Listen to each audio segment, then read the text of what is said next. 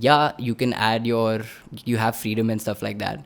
But it again depends on the creator, man, like what type of content they're putting out, right? If their content, if they give you a piece and they're like, do whatever you want to do with it.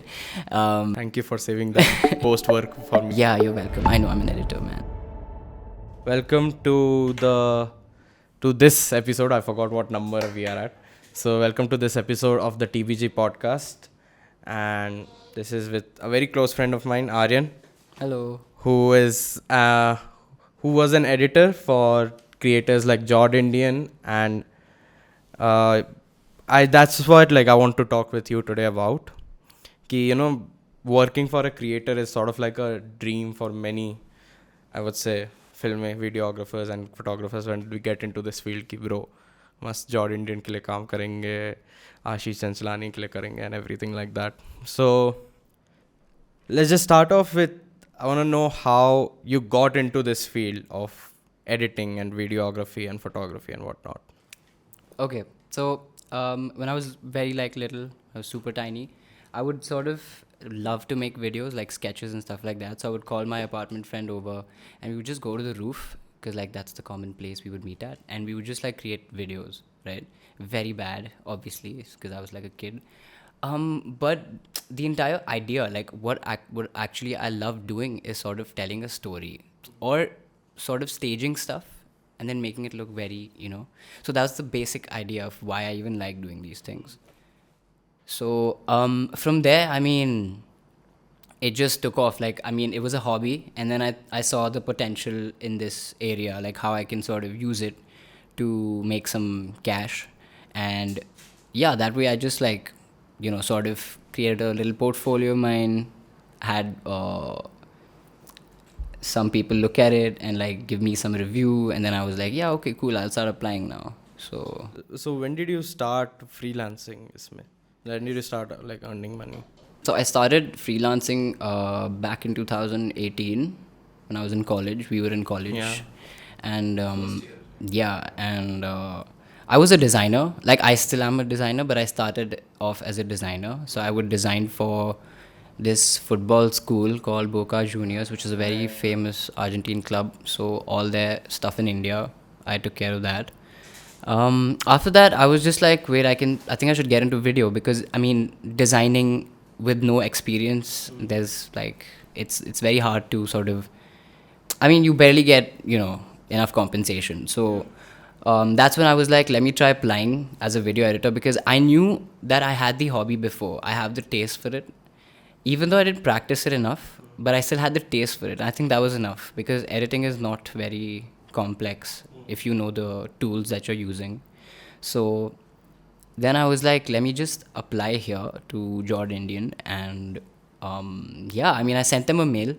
Yeah. I was like, I would love to sort of, I wrote it very well, because we had a subject called Prof Com in college. Right. And I think that's the only benefit from college I recall from this day. Apart from that, college was super useless. But anyway, so yeah, I spoke to them and I showed them some of my videos, and they were like, oh, this guy's stuff is pretty cool. And I think before that, the stuff that I'd included in my portfolio was our gaming videos. Oh, we made that one gaming video, Siege wala. From Rainbow Six Siege, that montage. That was a good montage. So and then they asked me to sort of, make a video and show us, make a supercut of our stuff, and let's see, how good you're at this. So yeah, and then things went well, and I met Nasser and Vineet. They're really cool guys. They're super chill. So Jordindian didn't have sort of this hiring for an editor or something like that. You just properly reached out to them. Did you reach out to them or Dot Media, the people who cover or shoot Jordindian stuff? Honestly, I did not even know Boom was a thing. I thought Jordindian was its own team. They have their own PR and shit like that, which they do. So I just approached them via email, and that's just pretty much. That works. They work with Boom. Boom produces most of their videos, but yeah, that's how it is. That's the thing. People think that if you just, this is how you sort of get these things, right? You gotta talk, you gotta approach. If you don't do that, if you're just not confident enough Right. I mean, You this gotta is have some sort of. this is quite surprising. Like, because I was under the impression sending out cold emails like this, you just end up in the spam folder. Like, they never get read. I mean, it's 5 minute worth of effort, so might as well try it. Fair enough. Right. I remember when we were like doing for our internship and all, we sent emails to Netflix and all that. Okay. Oh, okay. Yeah, we just randomly Wow. sent. Interesting story now that you've mentioned Netflix. So after the Jordindian gig, I mean, it was still going on. And I think I also started working with the Tan and Nas YouTube channel. Right. Nasir's other channel with his girlfriend Tanvia. And during that bit, I don't know why and how, but this person from this agency called The Glitch, she approached me on Instagram asking me if I would like to work on some Netflix videos. Okay. And I had not applied anywhere, so I don't know like from where that thing came, right? I was like, is this like a scam or like what? Okay, because they're approaching me on Instagram, bro. Like, so I was like, okay, cool, let me try this out. And that's when I worked on the Grandma Reacts videos and 5 Reasons to Watch for Netflix on their social media, yeah. Oh, I remember. This was during lockdown, right? Like, was this during 2020? Man, I don't know if it was 2019, 2020, but somewhere around that. Just somewhere around that time, I remember you were working for Yeah. Netflix also. Yeah. Yeah. So you've worked for like quite significant like YouTube channels, right? Quite significant creators. Tan and Nas, Jordindian themselves being one of like, काफी like, I don't know, India's biggest, I would say. काफी लोग, you know, everyone that I know watches Jordindian. So how does it feel? You know, because every videographer, every photographer, when you're new into this, right, you want to work for these guys. You know, you grow up watching them and you feel like, okay, somewhere I also want to make Jordindian level of videos with them. It'll be fun. So is it as fun as people think? With Jordindian specifically, it's hilarious to be on set and just watch these two guys act their shit out because, dude, so I asked Nasir and Vineet if, like, you know, who writes the scripts and shit like that, and they're like, no. So what they do is they just ideate, and then they just sort of wing it on set. Like, they have a script, they have an idea, they have like, only, okay, we need to shoot these sequences, but after that, it's just improvisation, and they're so good at it because they're such good comedians, like, in general. All right.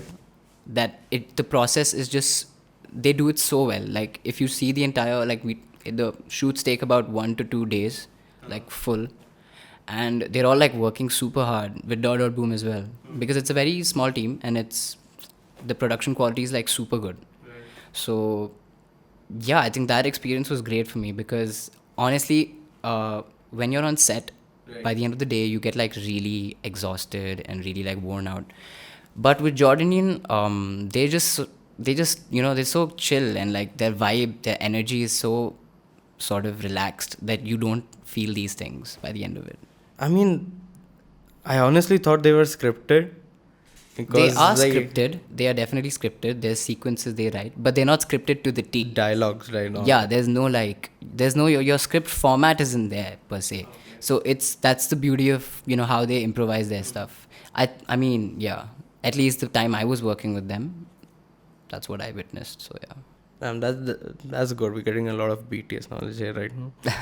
So, okay. So, when it comes to editing, this was one of the questions that I had in my mind, that, you know, so it is said that, you know, the true story is told on the editing desk. But specifically when it comes to like channels like Jordindian and Tan and Nas, you know, where the creators sort of personality is what like speaks out the most in the videos. How, as an editor, would you like, you know, retain that part of the personality also and sort of have your own sort of salt to it? Okay, that's a very good question. So I think I would like to talk about Jordindian first. So now Yeah. Jordindian has a set format of doing things because they follow film, basically, right? So in that you have your sequences. You need to know what shot comes when, what comes after what. It's common logical editing, I would say. Okay. Because I mean they have a script written and stuff like that, no? So that way it's like, so you basically have to work very closely with them sort of at each step, whatever we're editing, Vineet sits or Nasir sits, and we sort of figure it out how to do, because they edit their own videos as well at times. They used to do it, and So they would still have some say in it, like some touch. it's yeah, I mean, it's their video, like they have the control over it, right? So where I would contribute specifically, I think maybe like beat matching to music and stuff like that, because these are things I love to do as an editor, and just here and there quirky, bits, but not too much sort of on the Jordanian side. However, Tan and Nas, so now the thing is, this format where you'll see two people or two or more people talking live, and you have to sort of make a supercut out of that video. I think I have a like knack for that, because when someone talks and like it's not, even if it's scripted or not, but when they talk, when they address you, right? Because when you're staging something, you're not looking at the camera, you're showing them a story. But when you're breaking that fourth wall, I think I have a knack for sort of bringing out the funniest and bringing out the personality in the person who's talking in the video. And yeah, so that's basically how I would do it. And if you're talking about a personal touch for Tan and Nas, I love memes, I love goofy humor, I love music and like matching beats and stuff like that. So wherever I get a chance, I do shit like that.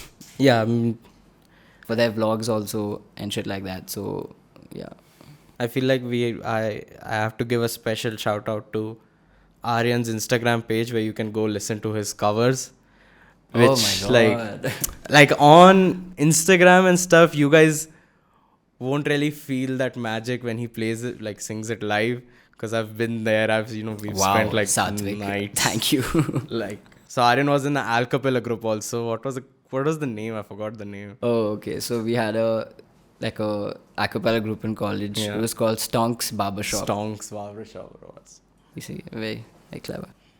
And there was 4 of us, and we would just sing, and that was amazing. Actually, I really missed that. It was like really amazing sitting in that room with the 4 of you. Oh yeah, And you were guys there. would just sing, and I would be like, nice. Yeah. Yes. But yeah, so check out Aryan's Instagram page, definitely. So what lessons would you say, like how did working for a creator, first of all, is it as magical, or is it as, free and off, just like casual as people think it is value when you're editing for a YouTuber and not actually, film or something like, or corporate?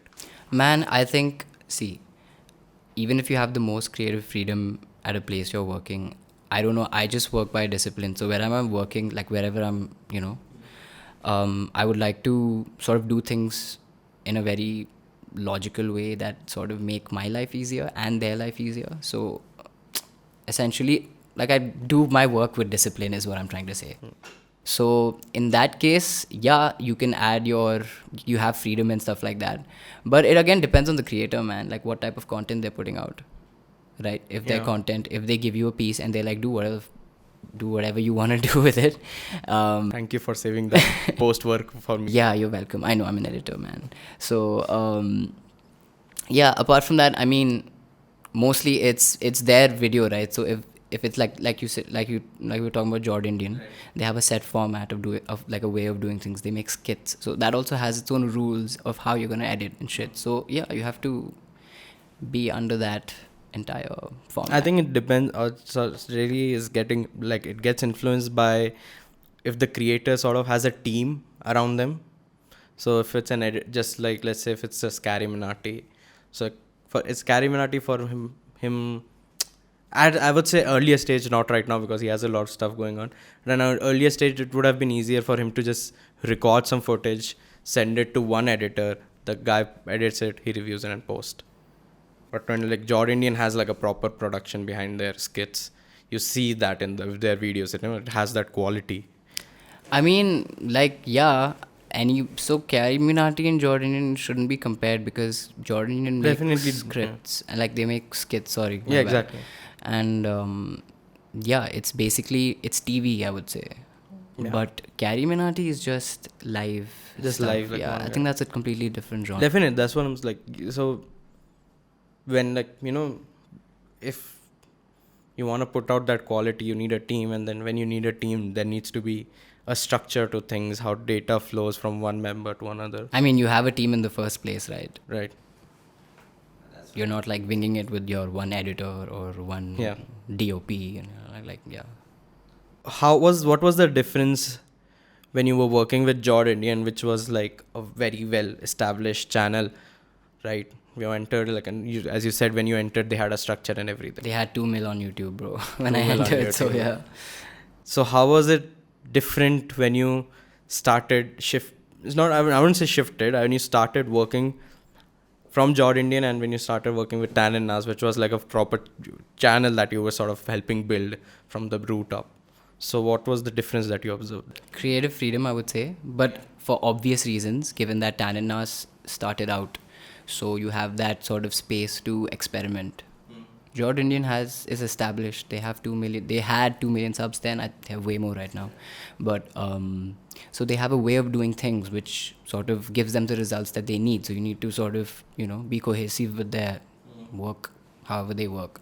But with Tan and Nas, it's like it was rather more. We were just figuring things out. They would do something fun, and they would. So that's the thing about live stuff, right? You don't really need to plan that much. Yeah. That's just that's So Tan and Nas would just like have a concept, record a conversation, and then send it to you. yeah. Or how? That's basically it. That's yeah. it. Yeah. But like Jordindian would have like different skits written and everything. I mean, Jordan, we do an entire shoot, like it's a proper production. So yeah, I told you, right? It's film. So now that you mentioned creative freedom, right? When you were working for Tan and Nas, you were the editor. I would say, were you the only one handling the entire post processing work? Yeah, I mean, there was just one guy. I was doing all of the stuff. They have another editor now, but I mean, if you look at it, it's just a video. They record a video, and you just have to sort of work on it. Like, I wouldn't want another hand on this because it's something very goofy and very creative from my side. I don't want another hand like that. I mean, I get it if like a Jordanian video, I make the first cut and then I give it, because we used to do that as well. That works for us. But for Tan and Nas, it's like it's best if one editor does it, because there's a lot of creative inputs that if clashed with another person's taste will not work out. So What was your role when you were working? So in Tan and Nas, you were the sole editor. What was the role you were working with when you were working for Jordindian videos?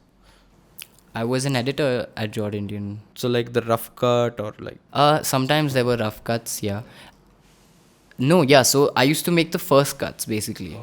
Right, because they sort of polish the video, package it and stuff like that. So I would work on the first cut, laying your timeline out, what comes after what, and yeah, stuff like that. Because now this also makes the process faster for everybody, because if I try to adapt to how they package their videos, they're gonna waste time and I'm gonna waste my time. So after the first cut is given to them, they sort of do it and they have more control over it, right? Right before the video goes online, they have the control over it. And you know how many changes there are, and you know how many front and backs happen right before you're uploading, right? So it's actually Jordan, like Tanveer and Vish.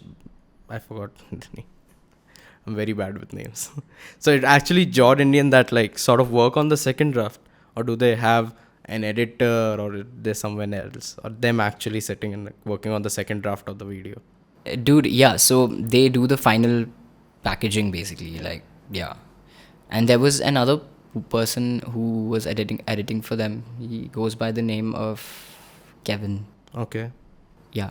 So he sort of their earlier videos, like when they were, so Kevin helped them sort of build that. I think, I'm not sure about this, but Kevin edited a lot of their older videos. I can tell you that for sure. Yeah, and now you have already done so much thing, and I don't see you stopping anytime soon trying new stuff.